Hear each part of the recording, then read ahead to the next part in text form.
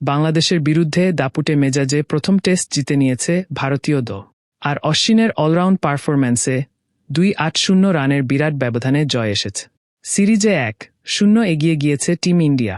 এই জয়ের কয়েক ঘণ্টার মধ্যেই দ্বিতীয় টেস্টেরও দল ঘোষণা করে দিল ভারতীয় পুরুষ দলের নির্বাচক কমিটি। 2-7 সেপ্টেম্বর থেকে কানপুরে ওপার বাংলার দলের বিরুদ্ধে দ্বিতীয় টেস্টে মাঠে নামবে টিম ইন্ডিয়া। একদিকে ভারতীয় দল যেখানে এই ম্যাচও জিতে সিরিজ জয়ের উদ্দেশ্যে মাঠে নামবে, সেখানে বাংলাদেশের লক্ষ্য ভারতের বিরুদ্ধে নিজেদের ইতিহাসে প্রথম টেস্ট জিতে সিরিজ সমতায় শেষ করা। সেই ম্যাচে ভারতীয় ম্যানেজমেন্ট তারকা ফাস্ট বোলার জশপ্রীত বুমরাকে বিশ্রাম দিতে পারে বলে কানাঘুষো শোনা যাচ্ছে। তবে নির্বাচকদের ঘোষিত দলে কিন্তু বুমরা রয়েছেন। দ্বিতীয় টেস্টে একাদশে কোনো বদল হয় কিনা সেটা সময়ই বলবে। তবে 1-5 জনের স্কোয়াডে কিন্তু কোনোরকম কোনো বদল ঘটানো হলো না। টিম ইন্ডিয়া কানপুরেও নিজেদের দাপট অব্যাহত রাখতে পারে কিনা সেটাই দেখার বিষয় হতে চলেছে।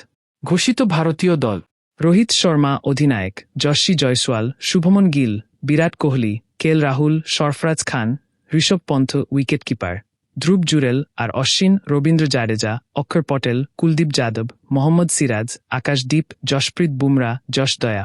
আরও আপডেট ভিডিও পেতে আমার চ্যানেলটি সাবস্ক্রাইব করুন এবং পাশে থাকা বেল আইকনটি ক্লিক করুন।